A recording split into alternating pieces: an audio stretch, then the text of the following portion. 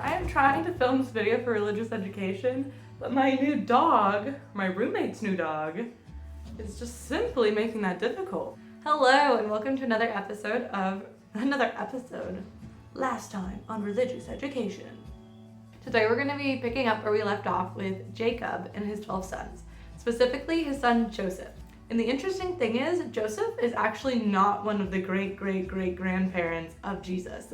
Jesus will be a descendant of the tribe of Judah. And Judah is one of the sons that Jacob had with Leah. We're talking about Joseph because Joseph was Jacob's favorite son, because he was a son of one of Jacob's favorite wives, Rachel, really the favorite wife. And though Joseph is not an ancestor of Jesus, the events of his life and his story are going to permanently alter the entire course of history for the Jewish people. And so why are Jacob's 12 sons known as the 12 tribes of Israel? Glad you asked. You guys are always so on the pulse. You really know which questions to be thinking about. It's because Jacob actually gets a name change. Just like how Abram became Abraham, and how we know that in the New Testament, Simon becomes Peter, Jacob becomes Israel. So Israel is not just a physical place on a map. It's not just a land. It's the name for Jacob. Joseph's story is going to alter the entire course of history for the Jewish people. And so we need to figure out why that is. Also, we're going to talk about him because his story shows a lot of parallels with the New Testament, and we're going to learn about typology today. So Joseph, as I said, he is Jacob's favorite son. Jacob's favorite wife, Rachel, had two sons. She has Joseph and Benjamin. She dies in childbirth with Benjamin. Imagine having a whinier dog. I cannot. Okay, we're gonna switch filming locations. Goodbye. Alright, on account of my dog being obnoxious, we have now switched filming locations. So, plain gray background, yes.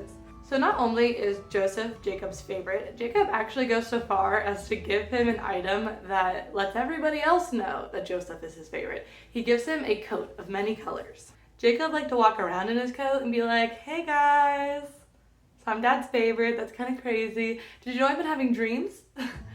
And he was having dreams sent by God. And in his dreams, he was dreaming that all of his family was going to bow down to him. He has a dream where all of his family is collecting stalks of wheat, and all of the wheat bows down to his stalk of wheat. And his brothers are like, the brothers don't have a code. And his brothers are all like, Joseph, stop, you're being obnoxious. Why are you rubbing it in our faces that you're dad's favorite? You already get special privileges like cool coats, and now you're having all these dreams where you're telling us we suck. So, stop. And even Jacob is like, Joseph, do you really think that it's proper for you to be saying that I, your father, am gonna bow down to you? You're kind of chill. And Joseph's like, sorry dad, my dreams are from heaven. Like, this is what God's saying, it's not me. And he wasn't wrong, these were prophetic dreams from God himself. But still, on a human level, it was hard for his siblings to hear him be like, you're all gonna bow down to me, especially because he's the 11th out of 12. All of these are older siblings that are mad at him. So the gall of a younger sibling, one can only imagine. His brothers were all like, Joseph is being really annoying and we don't like him, and actually we don't like him so much, we're gonna kill him. Because he has a big head. And so his brothers, they decide they're going to kill Joseph. So essentially they push Joseph into a hole and they're like, bam, we're gonna murder him and then tell our dad that an animal did it. But then Reuben has the idea, no, don't kill him, push him in the hole, and then on the sneaky side, I'm gonna go say that I rescued him from the hole, and then maybe dad will like me.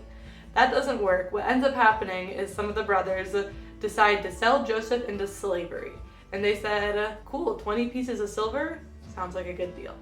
And so Joseph gets sold into slavery and gets taken to the land of Egypt.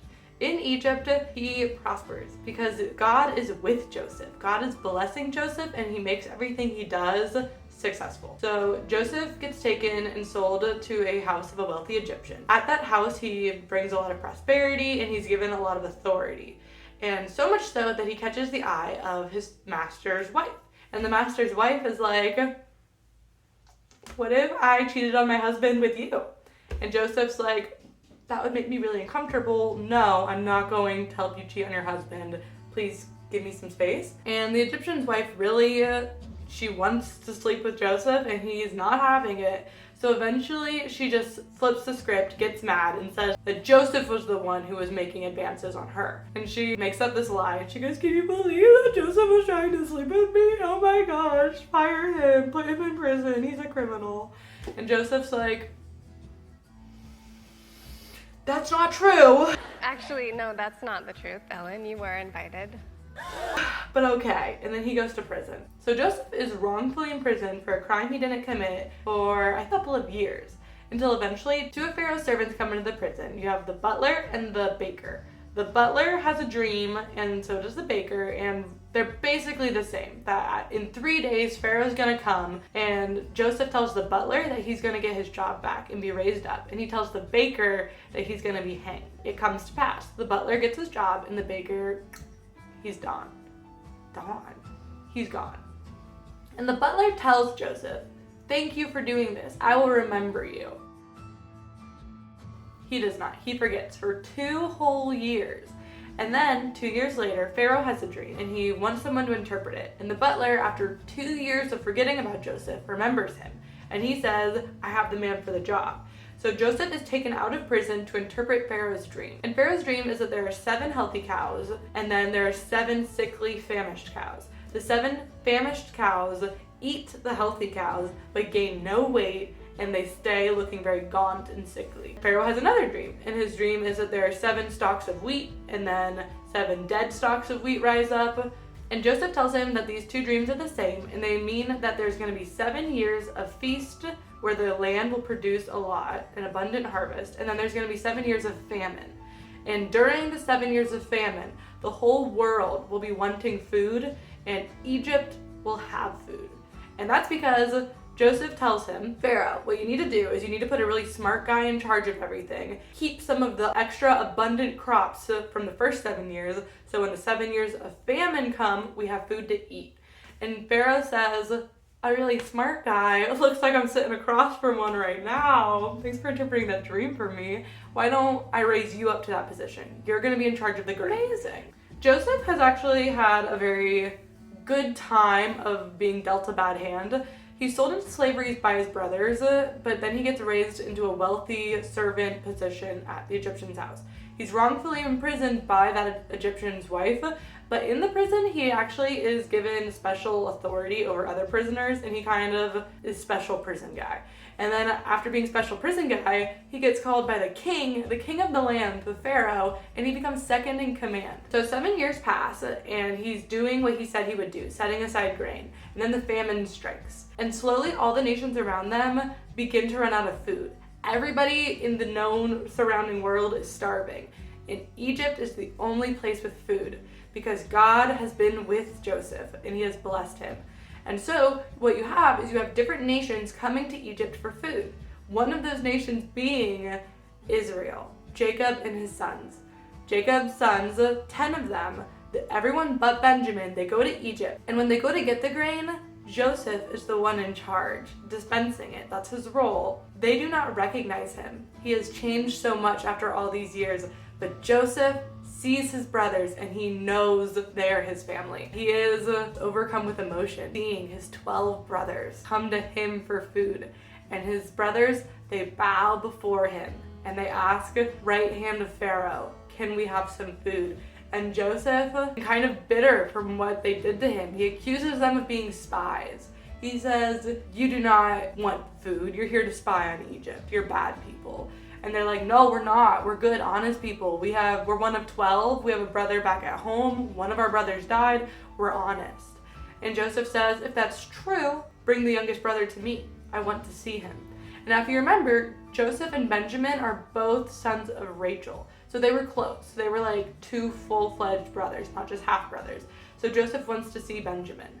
So all the brothers go back and then they come. So all the brothers come back with Benjamin. You know, a couple things happen, but Joseph eventually reveals himself and he goes, I am your brother, Joseph, the one who you had left for dead, the one you had sold to slavery. And they have a little bit of a reunion moment. And if you want more of the details, I highly suggest you do watch the DreamWorks movie, Joseph, Prince of Dreams. I think it does a really good job. Not quite as good a job as the Moses movie, which is Prince of Egypt.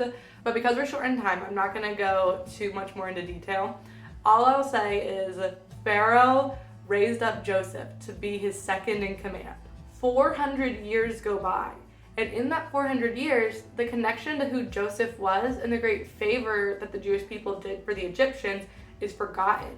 And so in the time of Moses, we'll see that the Jewish people are treated as slaves in the land of Egypt. They are disrespected, downtrodden, second-class citizens, and they are in need of someone to lead them out of this trial. But they're only there because Joseph first led them there into prosperity. So in this video, I want to talk about a really important concept that we as Catholics believe in called typology. Typology is when you read someone's story in the Old Testament and you see a parallel in the New. One character is a type or kind of prefigures another. And so it goes past the point of coincidence and it shows us that God is really achieving a much larger master saving plan. We saw a similar thing happen with Isaac. When Isaac was almost sacrificed by Abraham, we saw a young man carrying the wood up a hill, a ram and a crown of thorns, all similar to Jesus. He wants people to know his saving work is planned. These are not accidents. These are not random people and stories that happen to make a bigger picture. Every single story we cover sets us up better to know how God wants to communicate his love for us and his faithfulness to us. And in typology, you can have types that represent a couple different characters.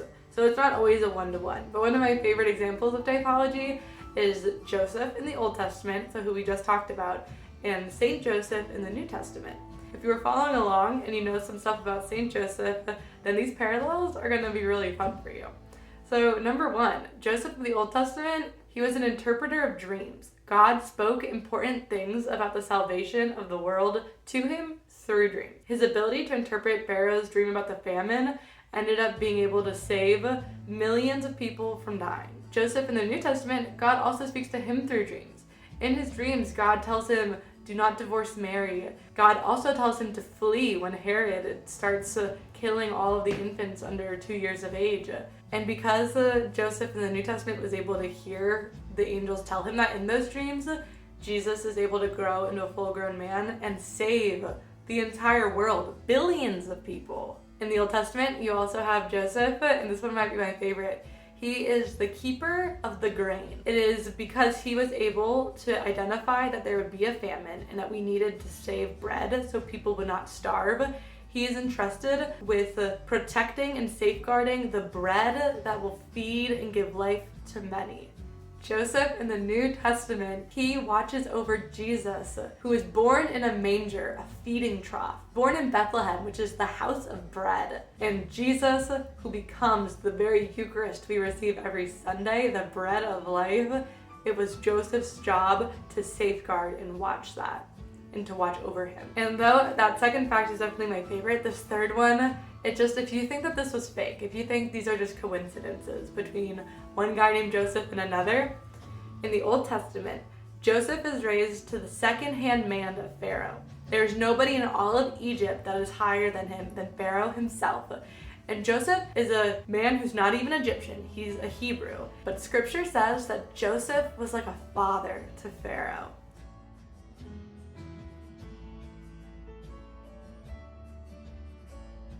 A father to a king so high above his station, it's insane that he would be called that.